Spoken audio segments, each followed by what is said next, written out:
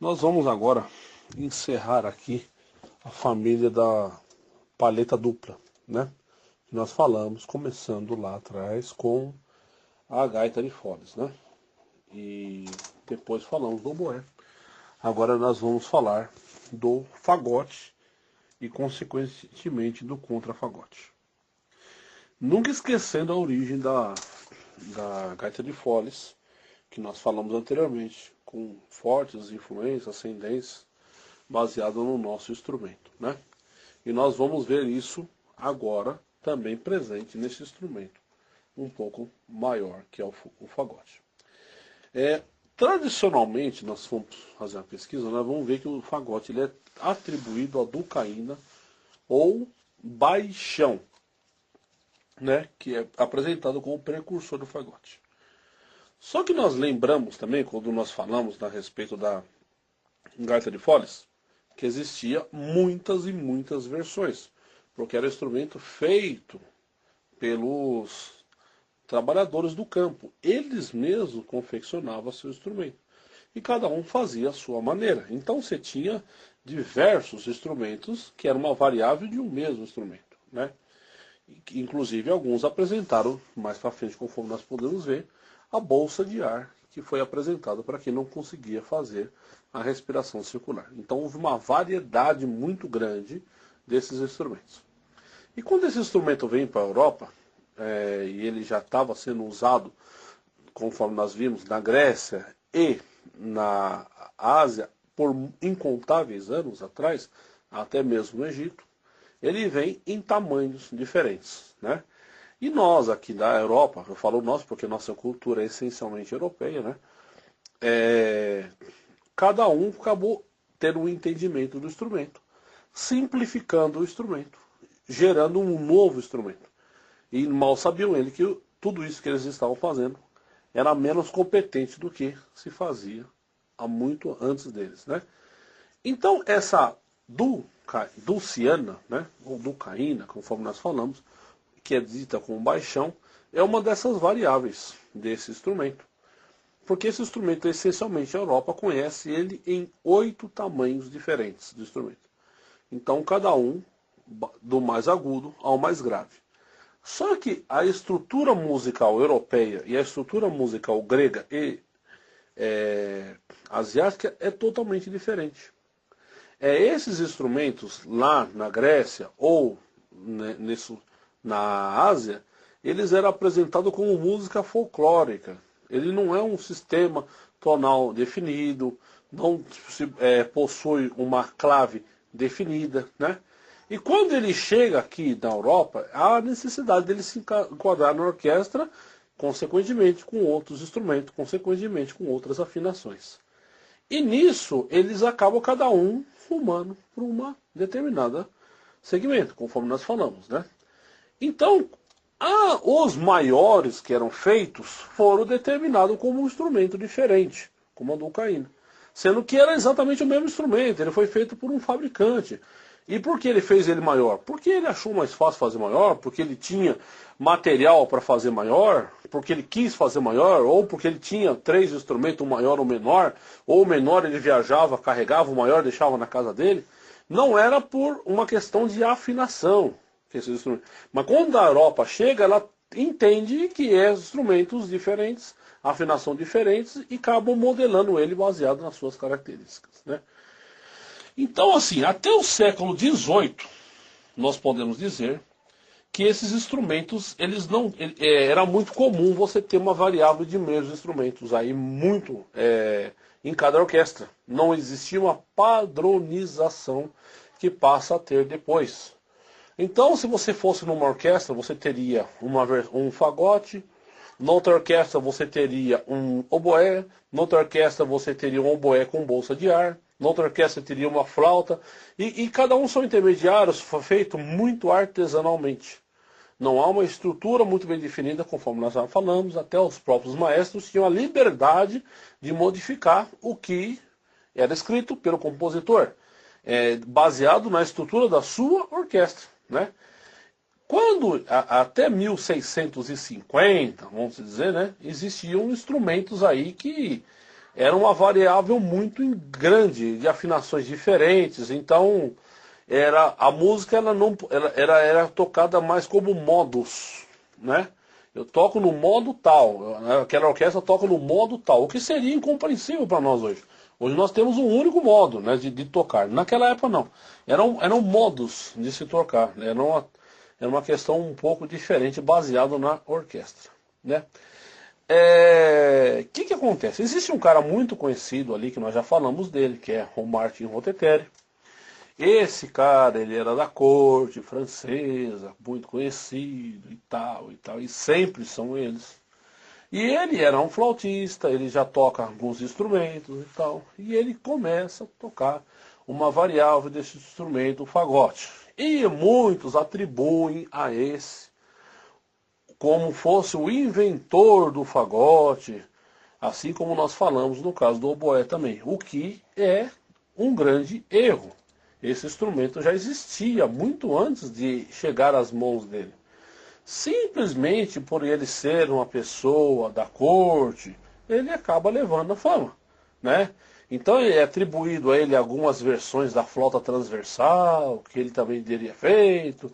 É atribuído a ele alguns atribuem também a versão do boé barroco, né? Sendo que tudo isso já existia há muito antes de Rothstein sequer ter nascido, né? Então ele faz algumas variações desse oboé, faz algumas em si bemol, né, e outras variações desse instrumento. E ele passa aí a ser conhecido como praticamente o criador. E vem um cara chamado Lange e Thompson. Eles criam um sistema de chaves que é baseado como se fosse uma teoria alternativa ao sistema de Rothstein, né? Nós já vamos falar desses modos aí que eles estão presentes até os dias de hoje, né? 1698 a 1700 mais ou menos, né? Rothstein ele foi empregado do príncipe Francesco Ruspoli em Roma, antes de ele se ingressar, né, na corte lá da França, né? De Romain, que era chamado, né? E ele faz várias turnês entre 1705, 1707, 1708, né? Até se tornar o músico do rei da França, né? Na grande epicure, né, do rei de 1717. Que ele herdou o cargo de René Pignon, né? O que faz aqui ser necessário é que quando ele apresenta essa versão mais grave, passa ali os europeus a considerarem o nascimento de um instrumento, uma versão mais grave dos instrumentos que eles tinham ali na família da madeira. Até então ele era um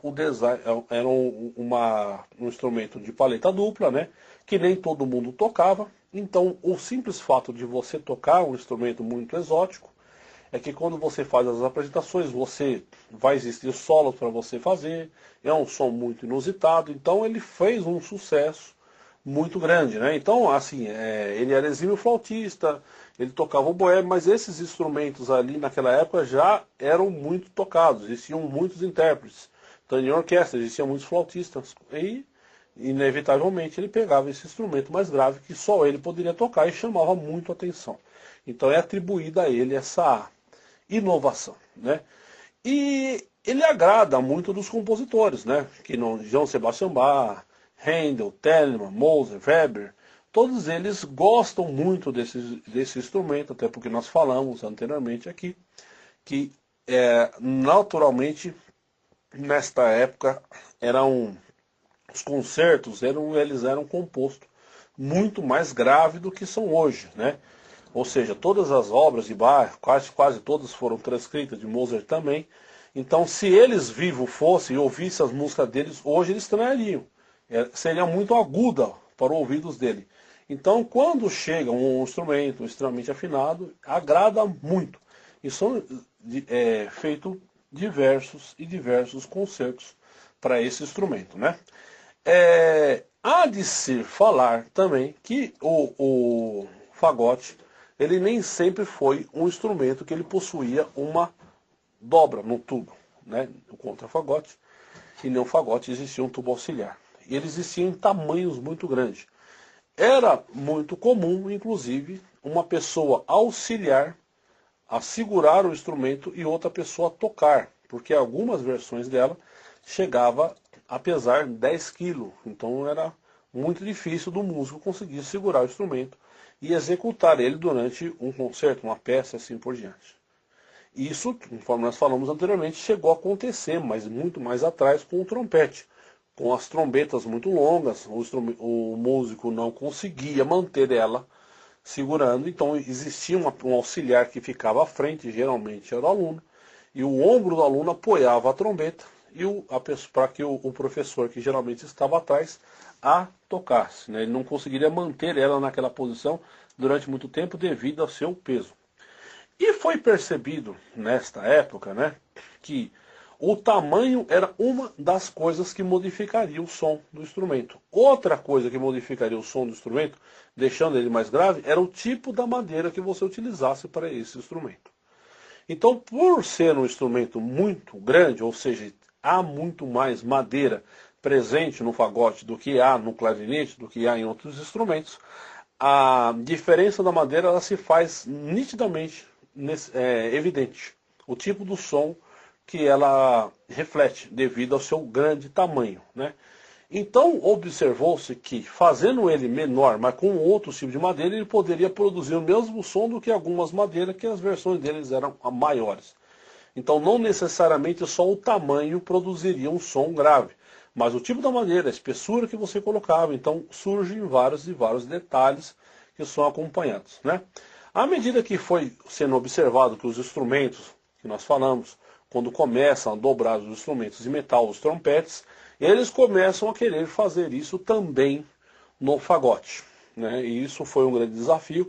Antes de conseguirem dobrar a madeira, as seções de dobramento deles chegou a ser feita de metal, baseado na técnica do trompete. Então, era normalmente quem fazia o trompete e quem fazia o fagote não era a mesma pessoa, mas eles chegaram a ter intercâmbios aí para poder usar essa seção de dobramento, porque não conseguiam nessa época dobrar madeira. Até hoje é muito, muito complicado e poucas empresas até hoje fabricam esse instrumento, justamente por essa série de concessões que se torna necessário, né?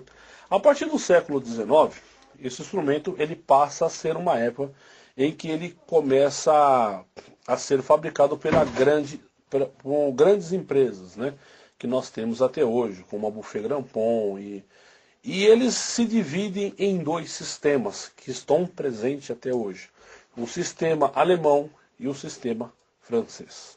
Então, ou seja, você aprender o fagote hoje, e você pegar a escala dele, decorar ele, a escala alemã é uma. Se você pegar um sistema francês é completamente diferente. Isso acontece até hoje na flauta, né? Essa flautinha de plástico que nós temos hoje, ela tem dois sistemas de escala. Quem toca ela na versão barroca sabe que a escala diatônica é mais difícil, mas as outras escalas ficam mais fácil. Exatamente o contrário da versão tradicional, onde a escala diatônica é mais fácil, as outras escalas se tornam mais difíceis devido aos recursos. Isso acontece no fagote. Ele tem dois sistemas, tem dois tipos de escala que você usa, dois tipos de dedilhados diferentes. E nessas versões que é feita a partir do século XIX, esses dois sistemas que persistem até hoje, eles usam madeiras diferentes, né? Então existe um tipo de madeira e um tipo de dedilhado que é feito para um sistema, um tipo de dedilhado que é feito com outro, né? Então geralmente o músico que aqui está, ele vai aprender um sistema, um determinado instrumento, e ele precisa saber o sistema que ele está aprendendo. Por aqui, caso ele for trocar o instrumento por um instrumento melhor, ele precisa comprar um com o mesmo sistema, ou ele vai ter que fazer algum reaprendizado, senão ele não conseguirá tocar, né? É necessário. O contrafagote, que é a versão mais grave desse instrumento, começa a ter a sua origem a partir do século XVII, né, que vai dar aí mais ou menos de 1870 a 1880. Né, ele foi criado o contrafagote, muito parecido ao que nós utilizamos hoje. Né.